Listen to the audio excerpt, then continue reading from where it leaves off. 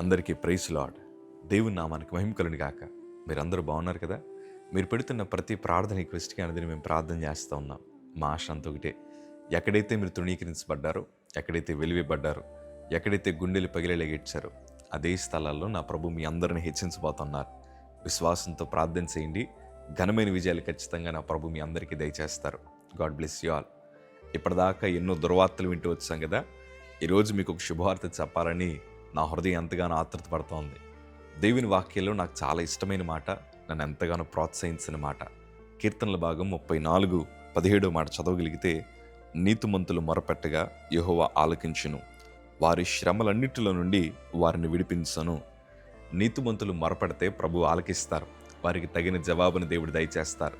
కొన్నిసార్లు కొంతమంది నాతో ఇట్లా మాట్లాడుతుంటారు, అన్నా తప్పు చేస్తున్న వాళ్ళు ఎంత బాగా బ్రతుకుతున్నారో, నీతిగా బ్రతుకుతున్న మాకెందుకు ఇన్ని సమస్యలు, తప్పు చేస్తున్న వారికి ఏ శిక్ష రావట్లేదు, కానీ నీతిగా బ్రతుకుతూ ప్రార్థన చేస్తున్న మాకే ఎందుకు ఇన్ని ఓటములు, ఎందుకు ఇన్ని ఇబ్బందులు, తప్పు చేస్తున్న వారికి ఉద్యోగాలు వస్తున్నాయి, నీతిగా బ్రతుకుతున్న మేమేమో ప్రతిరోజు ఓడిపోతున్న వారిగా కనిపిస్తున్నాం.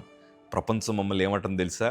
మీరు ప్రార్థన చేస్తున్నారు, మీ బ్రతుకులు కార్యాలేవి, మీరు ఉపవాసాల నుండి దేవుని సన్నిధికి వెళ్తున్నారు, మీ జీవితంలో అద్భుతాలు జరగట్లేదే అని ఎన్నెన్నో నిందలు మా మీద వేస్తున్నారు.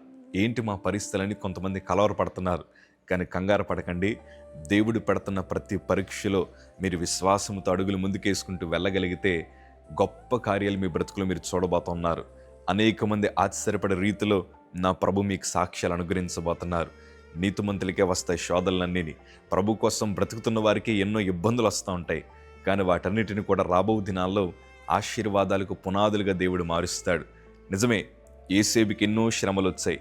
కొంతమంది అనొచ్చు, నీతిగా బ్రతికావు, దేవుని దర్శనాలు పొందుకున్నావు, యవన ప్రయాణాన్ని ప్రభుకి ఇచ్చావు, ఎంజాయ్ చేయాల్సిన టైంలో నా దేవుడు అని ప్రభు వైపు చూసావు, ఇప్పుడు ఏవైనా చూసావా, చెరసాల్లోకి వచ్చావు అని కొంతమంది అనుండొచ్చేమో. కానీ యేసేబు అయినను తన భక్తి జీవితాన్ని మార్చుకోకుండా నీతిగా బ్రతుకుతూ దేవుని వైపు చూడడం వల్ల ఎవ్వరూ ఎక్కలేని ఉన్నతమైన సింహాసనాన్ని నా ప్రభు ఎక్కించాడు. షడ్రక్, మేషక్, అబేద్నెగోలు కూడా నీతిగా బ్రతికారు. దానియేలు కూడా నీతిగా జీవించారు. ప్రభువుకు మొరపెట్టారు. దేవుడు ఎన్నో విజయాలు వారికి ఇస్తూ వచ్చారు. వారి ప్రార్థనలకు తగిన జవాబులు దేవుడు అనుగ్రహిస్తూ వచ్చారు. దేవుడు తన ప్రజలను ఎంత మాత్రం విడిచిపెట్టే దేవుడు కాదు. ఈరోజు శ్రమలు వస్తున్నాయని సావు పరిష్కారం అనుకోకండి. శ్రమలు నాకే వస్తున్నాయి కదా, నాకెందుకు ఈ జీవితం, నాకెందుకు ఈ భక్తి, నేనెందుకు ప్రార్థించాలని వెనుకడుగు మాత్రం వేయకండి. ఎందుకంటే మీరు వెనుకడుగు వేస్తే గొప్ప ఆశీర్వాదాలకు దూరం అయిపోతారు.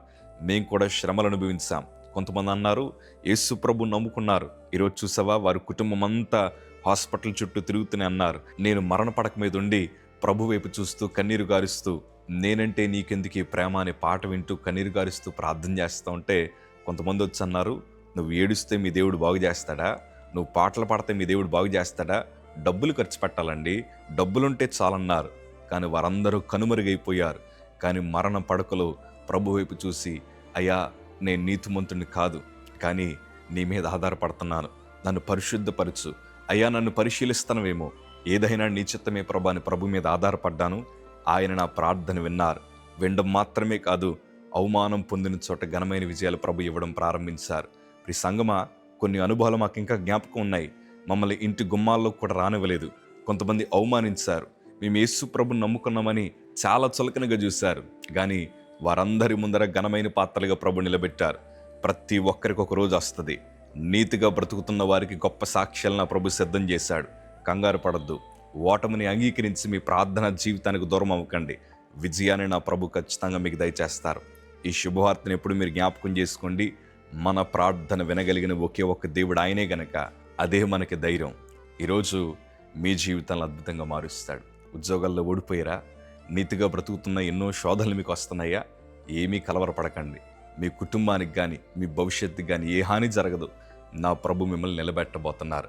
చచ్చిపోదాము, ఎక్కడికన్నా పారిపోదాము, విషం తాగి చనిపోదాము, లేకపోతే ట్రైన్ కింద పడిపోదాము, లేకపోతే ఇంకెందుకు నా జీవితం అని ఇట్లాంటి ఆలోచనలు ఏం పెట్టుకోకుండా నీతిగా బ్రతుకుతూ ప్రభు వైపు చూడండి.